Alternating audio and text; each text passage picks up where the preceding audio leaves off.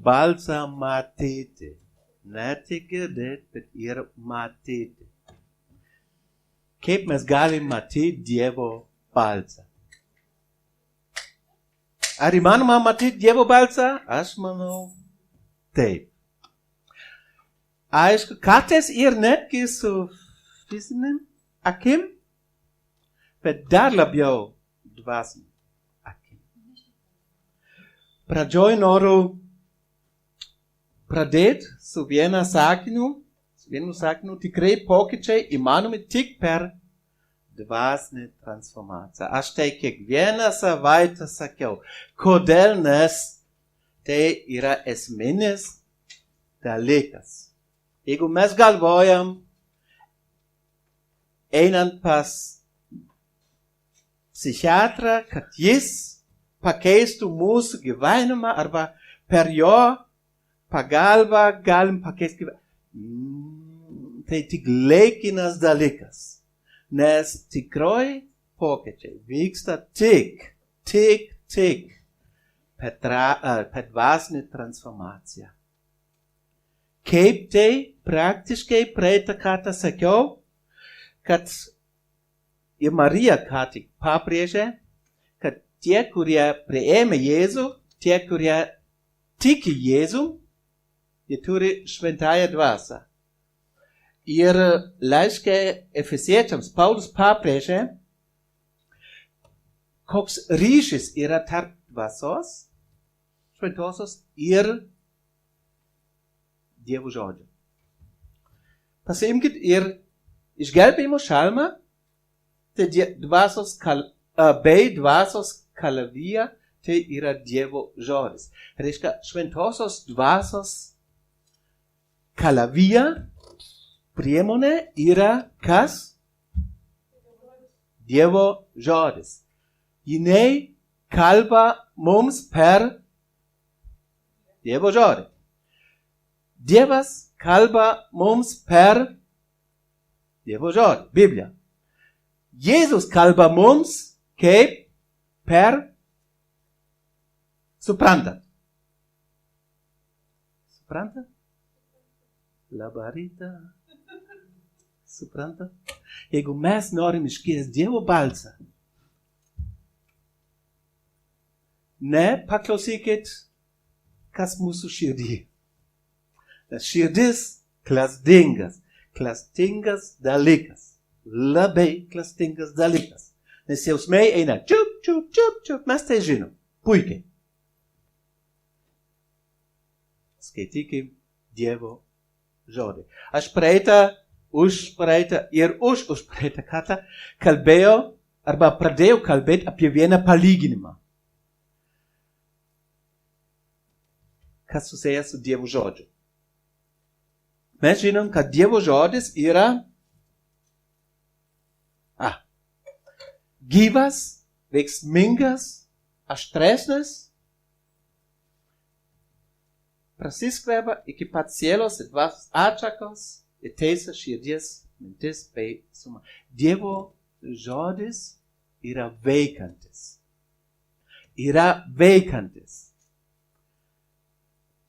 Kablelis. Bet. Tai reikia pabrėžti labai smarkiai. Bet Dievo žodis turi ribą. Riba yra mūsų širdis. Jeigu mes neskaitom, kaip Dievo žodis gali būti veiksmingas, negali būti, aišku, bet mes kartais skaitom, ir Dievo žodis vis dar neveiksmingas. Kodėl? Tai mūsų širdies. Ir dėl to Jėzus minėjo tai palyginime, kai jisai kalbėjo su mokiniais ir su kitais žmonėmis. Ir tas palyginimas, kas neturi Biblijos, ten yra, arba įjunkit savo elektroninį įrenginį, parašyta Mato Evangelijoje 13 skyriui. Ir paprašysiu dar kartą, kad mūsų Emilija mums perskaitytų.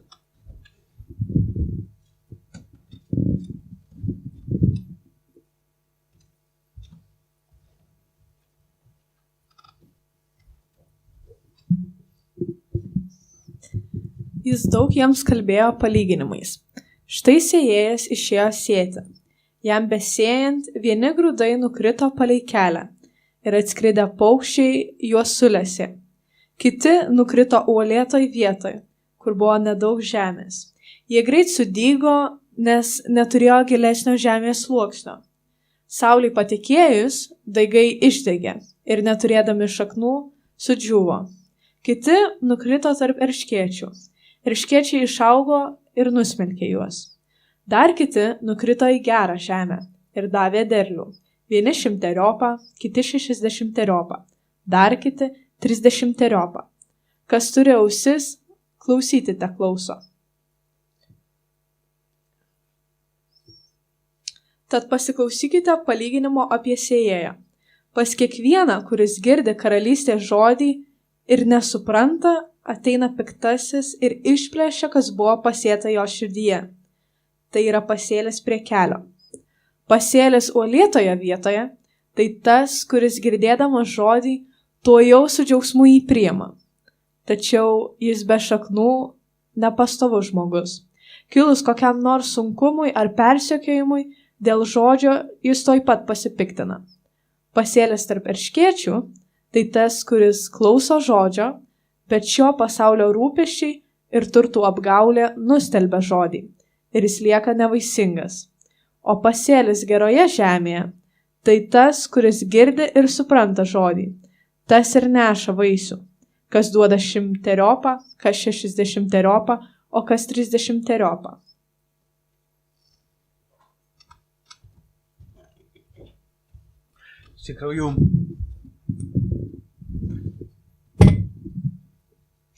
Iš tikrųjų yra labai svarbu, ką mes ką tik girdėjom. Veikia? Ja. Labai svarbu. Nes Jėzus paaiškino mokiniams mūsų širdies nuostatą. Pagrindinis. Jisai paminėjo tą kietą žemę, mes atsimenam, kai daug spaudimo vyksta mūsų širdyje, per daug laiko, per ilgą laiką, mūsų širdis sukietės. Ir koks rezultatas?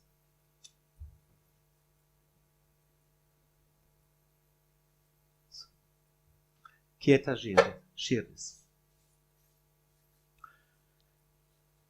Ir tuo metu, kai mūsų širdis yra kieta, tada mūsų priešas pavogė tą dievišką sėklą, kad mes nesuprastum, kad mes negirdėtum, klausytum ir nesuprastum. Antra iliustracija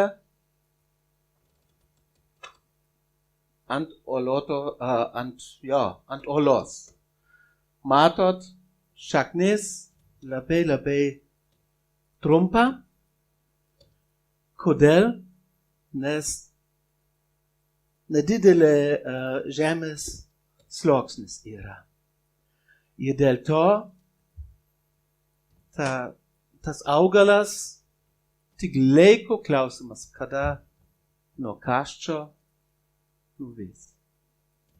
Tik laiko klausimas. Kur yra problema? Iš dalies čia. Šaknis. Mes nenorim vienu žodžiu nagrinėti giliau, bet didžiausia problema yra čia, ta uola. Karts nuo karto mūsų širdį yra irgi tokios uolos arba uola. Tai gali būti baimė, tai gali būti daug dalykų, kurie iš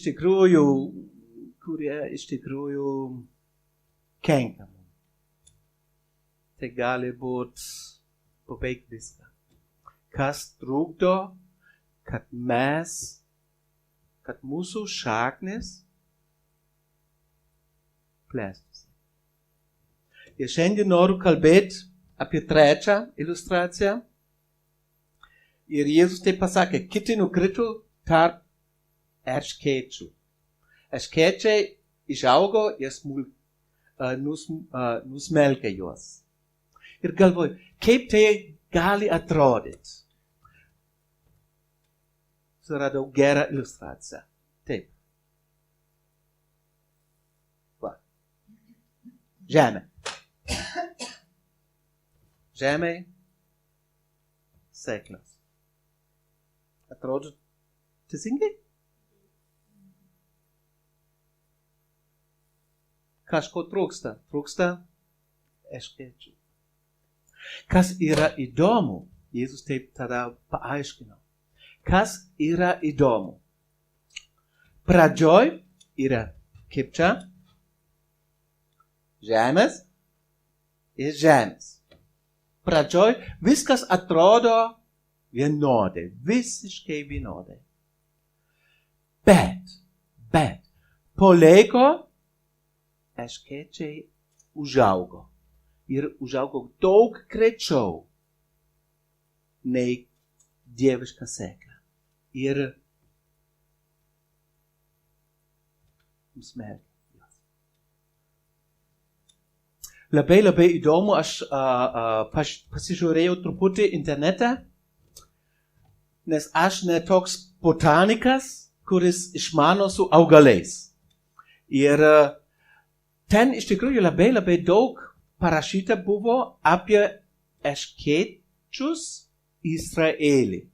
Nes čia mums netinka, nes Jėzus gyveno ne čia Lietuvoje, bet Izraelį. Ir ten yra iš tikrųjų labai daug dalykų, ką aš suradau ir pirmą kartą galvoju, va, iš tikrųjų labai įdomu. Pirmas. Kaip jau minėjau,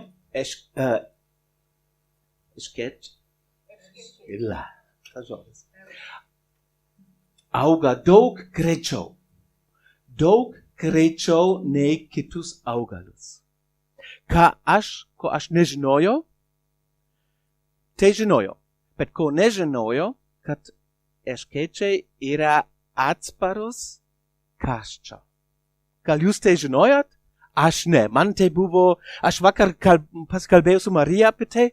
Jis sako, Marija, žinai ką suradau, ką supratau, kad erškėčiai atsparus karščio. Ir jinai sako, jo, tai žinau, ką. Na, Marija, aš kitoks. Man tai buvo labai įdomu, kodėl dvasiškam, žiūrint į dvasišką, ką Dievas nori, ką Jėzus nori perteikti. Vėliau paaiškinti šitą palyginimą. Jeigu erškėčiams nereikia, arba jie nebijo karščio, jie gali gyventi, egzistuoti, bele kur. Nesvarbu, ar karštas ar ne. Aišku, mums tai, aišku, logiškai. Bet, žiūrint, ką Jėzus nori sakyti, iliustruoti su šitą iliustraciją, labai įdomu. Žiūrėkim toliau. Jis tada paaiškino. Pasėlis tarp erškėčių yra tas, kuris klauso žodžio, bet šio pasaulio rūpesčiai ir turtų apgaulė nustelbia žodį ir jis lieka nevaisingas. Labai įdomu, kas čia parašyta, kuris klauso žodžio. Tas žmogus, tie žmonės, jie klauso žodžio. Jėzus nepasakė, jie apie nieko nežino. Jie klauso žodžio, tikriausiai gal netgi skaito žodį. Supranta, kas ten parašyta. Protu. Ne širdim. Protu. Tai reiškia, jie turi žinojimą kažkokią. Jie turi žinojimą. Kablelis bet. Bet leidžia, kad erškėčiai valdytų jų gyvenimą. Ir čia jisai paminėjo du dalykus. rūpesčius ir turtų apgaulę. Ir aš galvoju savo, wow, aš tikriausiai kažką kitą pavadinčiau. Vietoj rūpesčius ir turtų apgaulę. Kodėl Jėzus paminėjo būtent tuos du dalykus? Aš, pavyzdžiui,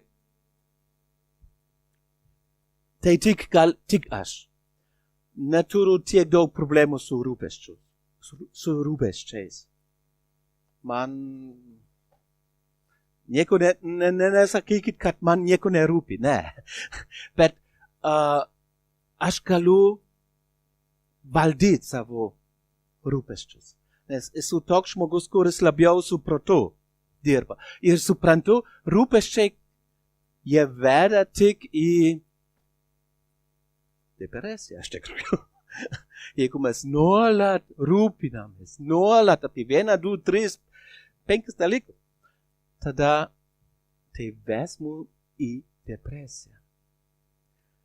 Yra viena statistika, kuri man padėjo, kalbant apie rūpesčius, kad tik 10% mūsų rūpesčių pagal statistiką yra tikimybė, kad tai gali atsitikti.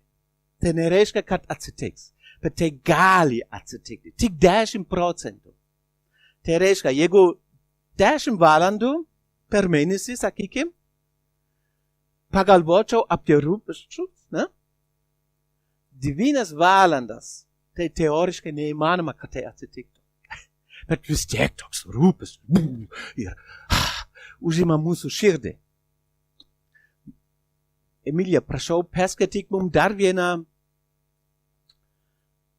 trumpą Jėzaus pasakymą apie rūpesčius. Ką Jėzus pats pasakė apie rūpesčius.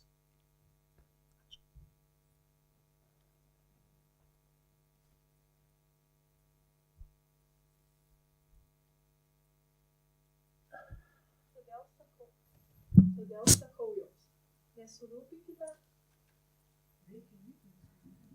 nesirūpinkite savo gyvybę, ką valgysite ar ką gersite, nei savo kūnu, kuo vilkėsite.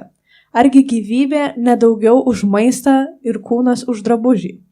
Pažvelkite į padangių paukščius. Nei jie sėja, nei pjauna, nei į kluonus krauna, o jūsų dangiškasis tėvas juos maitina. Argi jūs nedaug vertesni už juos? O kas iš jūsų gali savo rūpesčių bent per sprindį pridėti savo ūgio? Ir kamgi rūpinatės drabužiu? Žiūrėkite, kaip auga lauko lelijos. Jos nesidarbuoja ir neverpia. Bet sakau jums, nė Saliamonas visoje savo šlovėje nebuvo taip pasipuošęs, kaip kiekviena iš jų. Jeigu Dievas taip aprengė laukų žolę, kuri šiandien žaliuoja, o rytoj metama į krosnį, tai argi jis dar labiau nepasirūpins jumis, mažatikiai? Todėl nesirūpinkite ir neklausinėkite, ką valgysime, arba ką gersime, arba kuo vilkėsime. Visų tų dalykų ieško pagonys. Jūsų dangiškasis tėvas juk žino, kad visa to jums reikia. Pirmiausia, ieškokite Dievo karalystės ir jo teisumo, o visa tai bus jums pridėta. Ačiū.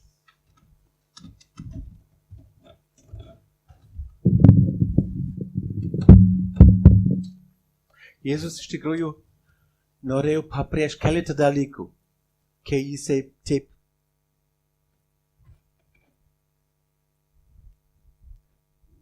taip pasako. Keletą dalykų, nesirūpinkit, nes esi vertas Dievo akise.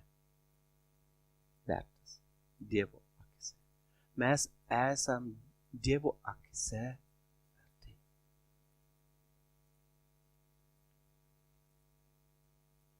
Iš kur žinot, kad Dievas į mus žiūri kaip į kabutėse vertingą daiktą. nes jis sukūrė mus. Ir dėl to, kadangi jisai sukūrė mus, jis tuo metu duoda į vertę. Dabar neturiu 10 eurų, bet jeigu turėčiau banknotą, parodyčiau. 10 eurų. Ar 10 eurų vertės iš tikrųjų, banknoto vertės iš tikrųjų yra 10 eurų? Ne. Tai gal 1-2 centai. Bet kodėl gali apsipirkt maistą už 10 eurų? Nes tas, kuris išspausdino, gamino, davė duoda jam vertės. Tas pats su Dievu, su mumis. Mes esam vertingi Dievo akise, nes jis sukūrė mus. Antras, rūpesčiai nieko nekeičia. Nieko nekeičia. Galim rūpintis vieną dieną naktį, nieko nekeičia. Tik mūsų širdis. Bet ne į gerąją pusę. Toliau, Dievas tavimi rūpinasi. Jeigu mes per daug rūpinamės, tai reiškia, pagal tai nepasitikim Dievu. Nes Dievas mumis rūpinasi. Ketvirtas dalykas, Dievas yra didesnis už rūpesčius. Jis daug didesnis. Ir kartais mūsų žmonių problema yra, mes žiūrim į vieną problemą. Ir iš įvairių pusių mes žiūrim. Ir kuo ilgiau mes žiūrim į tą situaciją, į tą problemą, tuo didesnė taps ta problema. Taip? Labas rytas. Taip? Ir tuo metu mes kažką pamirštam. Pamirštam tą, kuris sukūrė viską. Jisai daug didesnis už mūsų baimę, už vieną kitą trečią situaciją. Kas man asmeniškai padeda, kai aš esu pavojui per daug rūpintis. Žinot, kas tai yra? Labai paprasta. Man bent.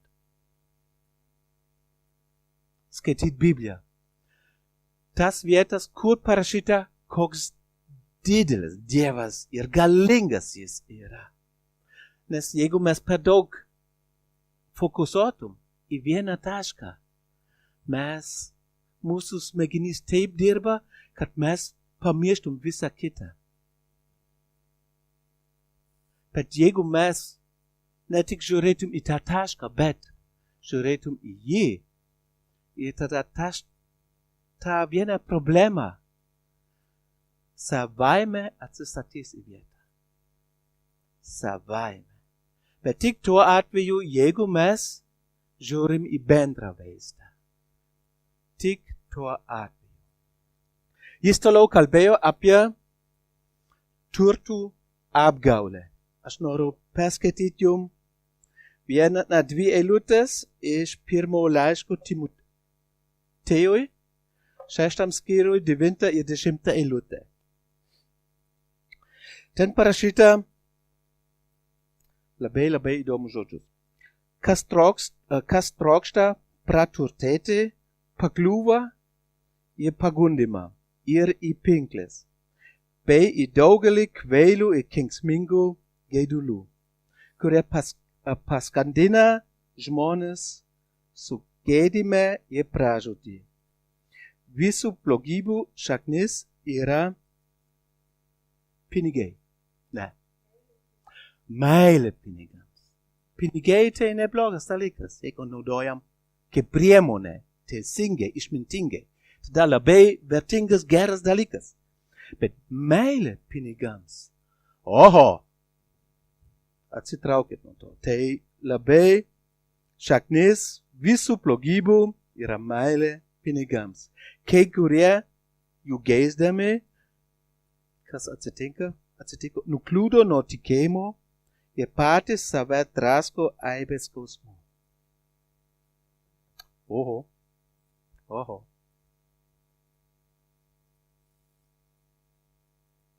Kodėl turtas yra apgaulė mūsų sielai? Pabandžiau su savo žodžiais suformuluoti. Kažkas laikinas lemia tavo sielą. Mes žinom, kad pinigai yra laikinas dalykas. Ateina ir išeina. Kiekvieną mėnesį žiūrėkit į savo banko sąskaitą. Ateina 30 dieną mėnesio, žiūrėkit dar kartą, jau seniai išėjo. Ateina, išeina. Ar mums verta lemt savo sielą? Ten? Ne. Nes tai laikinas dalykas. Ateina ir išeina. Jis sumenkina tavo etinės vertybės. Jeigu mes, žmonės, labiau koncentruojam į pinigus, gau daugiau, tai turi įtaką mūsų sielai. Tada tas barjeras, kažką neteisingai daryt, kad gaučiau daugiau pinigų, sumažės. Kuo daugiau mes tai darom, tuo greičiau sumažės. Ir tada, kai mes paklaustum savęs, ar aš tai daryčiau prieš 3 metus, ką dabar darau, mes tikriausiai atsakytum, ne. Bet tai yra procesas. Kaip labai dažnai sakiau, bet dar kartą pakartosiu. Įsivaizduokit vieną porą prie altoriaus. Santuoka. Ar jų planas yra išsiskirti po 3 metų? Ne, jie norėjo gyventi kartu. Bet kodėl tada? Kodėl? Daugiau nei 68% čia Alytuj santuokos veda į skyrybą. Procesas pradeda su mažais, neišmintingais sprendimais. Ir veda žemyn. Ar galima tai stabdyti? Ar galima tai, kad tai nevyktų, sustot? Galima. Tikrai galima. Bet kaip? Viskas, ko mums reikia, yra čia. Dievo instrukcijoje. Dievo žodį. Galiausiai viskas sukasi tik apie pinigus. Ir dėl to Paulius parašė, meilė pinigams, nebendraukit su ja. Tai labai slidus reikalas.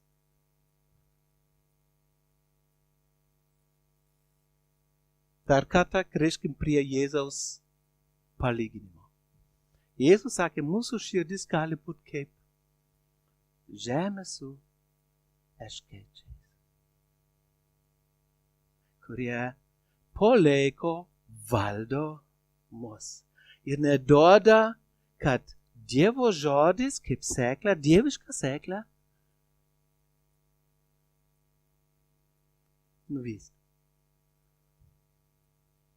Klausimas yra, gal yra daugiau dalykų nei meilė pinigams ir rūpesčiai. Ir aš manyčiau, tai iš tų dalykų gali būti viskas. Tai gali būti mūsų troškimas turėti daugiau malonumo. Tai gali irgi, kaip erškėčiai, užvaldyti mūsų širdį.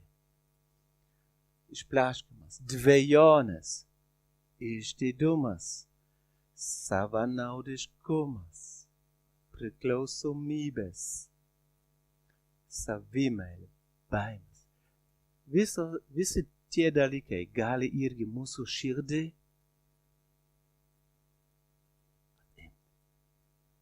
paimti ir valdyti. Problema tame yra, kad tai yra nelaikinas dalykas. Pasekmes nelaikinas. Nes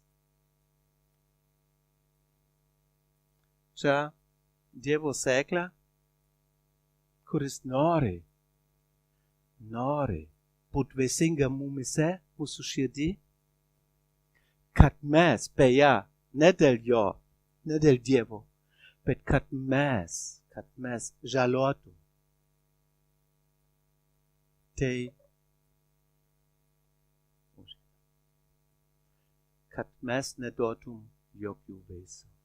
Ir tai ne tik kitiems ne į naudą, bet ir mums visiškai ne į naudą.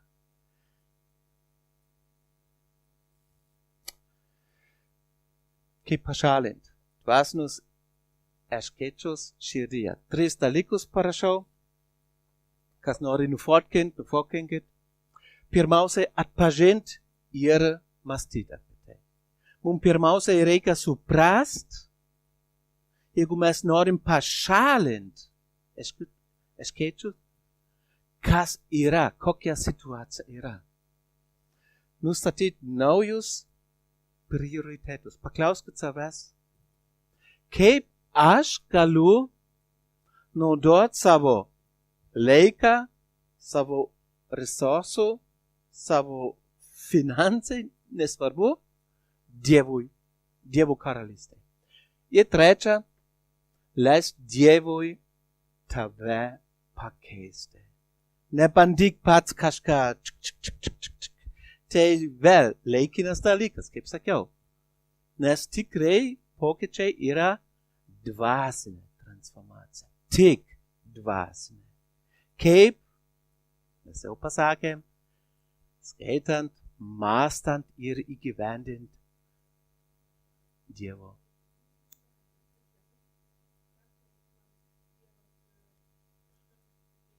Ne.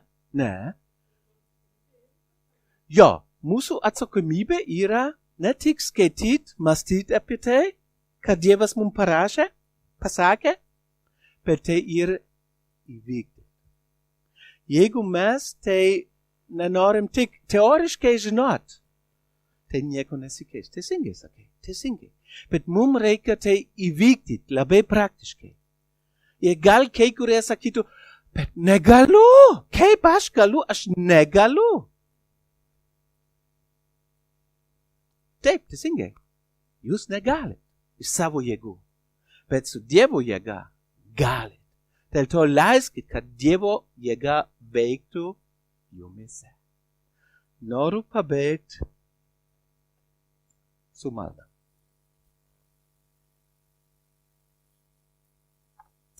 Viešpatie, noriu tau dėkoti už tavo žodį. Noriu tau dėkoti, kad tavo planas yra, kad mes kad tavo dieviška sėkla nenumirtų mumise. Prašau viešpatie, padėk mums pašalinti dalykus, kurie trukdo, kad tavo žodis augtų mumise.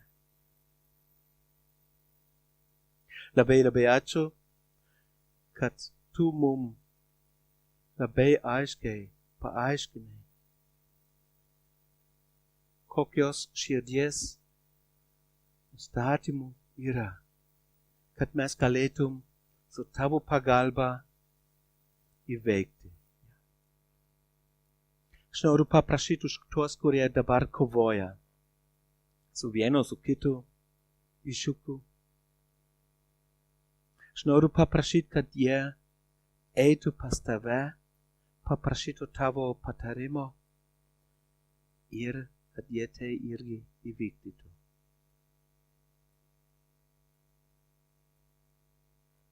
Jėzus Kristus vardu meldžiu.